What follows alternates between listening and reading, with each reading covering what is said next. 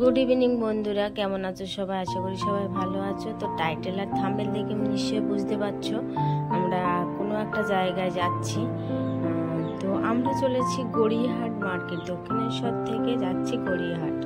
দিদির একটা ছোটোখাটো দোকান আছে, যেহেতু একা মেয়ে মানুষ একটা সংসার চালায়, স্বামীর মানে কি বলবো, আর স্বামী তো আর স্বামী নয়, আসামি দেখে না ঠিকঠাক। একটা মেয়ে এক হাতে মানুষ করা, উচ্চ মাধ্যমিক পাশ করানো, তারপর বিয়ে ভর্তি করানো, সবাই তো বুঝতেই পারছো একটা মেয়ে মানুষের দ্বারা কতটা কষ্টকর হয়ে দাঁড়ায়।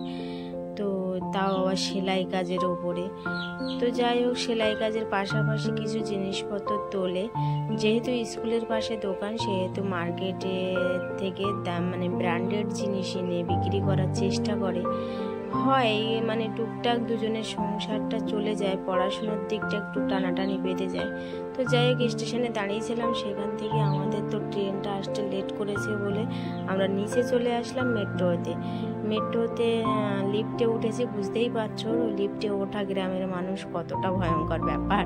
আমার তো খুব ভয় করে, কার কতটা ভয় করে জানি না। শহরে যারা থাকে তাদের সমস্যাটা আলাদা, আর আমাদের গ্রামের মানুষের সমস্যাটা তো আলাদা। তো যাই হোক, দিদি একা হাতে মানুষ করে মেয়েটাকে খুব কষ্ট করে। তো ও গড়িয়াহাট মার্কেটে যাচ্ছিল, তা আমাকে বললো, আমিও বললাম চল আমিও একটু ঘুরে আসি, গড়িয়াহাট মার্কেটটা একটু দেখে আসি। কোনোদিন তো সেভাবে মার্কেট টার্কেট দেখিনি। তো আমি ভাবলাম বড় বাজার, তারপর ও বেরিয়ে বলছে না গড়িয়াহাট যাব। বড় বাজার যাওয়ার আমার খুব ইচ্ছা ছিল।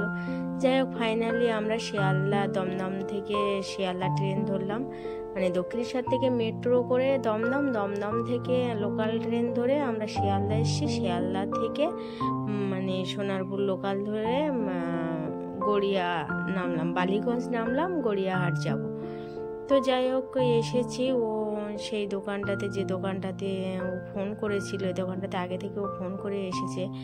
ব্র্যান্ডেড মাল, তোমাদের তো আগেই বলেছি, ওর দোকানের পাশে কমা দামের জিনিস কেউ পরে না, সেহেতু ওর একটু ব্র্যান্ডেড মাল রাখতে হয়। তো অল্প পুঁজিতে ব্র্যান্ডেড মাল রাখা তো সেইভাবে সম্ভব না, অল্প পুঁজি নিয়ে যেভাবে যেটুকু পারে সেটুকু তোলে। তো ফাইনালি আমাদের ওখান থেকে সব কিছু নেওয়া কমপ্লিট হলো। এখানে সবজির দাম অনেকটা কম, যেহেতু একাই সংসার চলে, আমারও গরিবের সংসার, বুঝতেই পারছো গরিবের সংসারে যতটুকু বাঁচানো যায়। তো বললাম চল দুজন মিলে আছি তো এখান থেকে কিছু সবজি নিয়ে যাই, অন্তত একটা সপ্তাহের মতো সবজি নিয়ে যাই, তারপরে দেখা যাবে কি হবে না হবে। তো মোটামুটি নিচ্ছে, আর আমিও দাঁড়িয়ে আছি। তো তোমাদের দেখাচ্ছি, দেখতে পাচ্ছ ট্রেন স্টেশনের থেকে নেমে পাশ দিয়ে গলিগুলোর পাশ দিয়ে এরকম সবজির দোকান বসেছে, খুব দাম কমের মধ্যে। তো আমাদের ওখান থেকে সবজি টবজি মার্কেট করা সব কিছু হয়ে গেল। আমরা শিয়ালদায় এসে দাঁড়িয়ে আছি, ট্রেনটা কখন আসবে।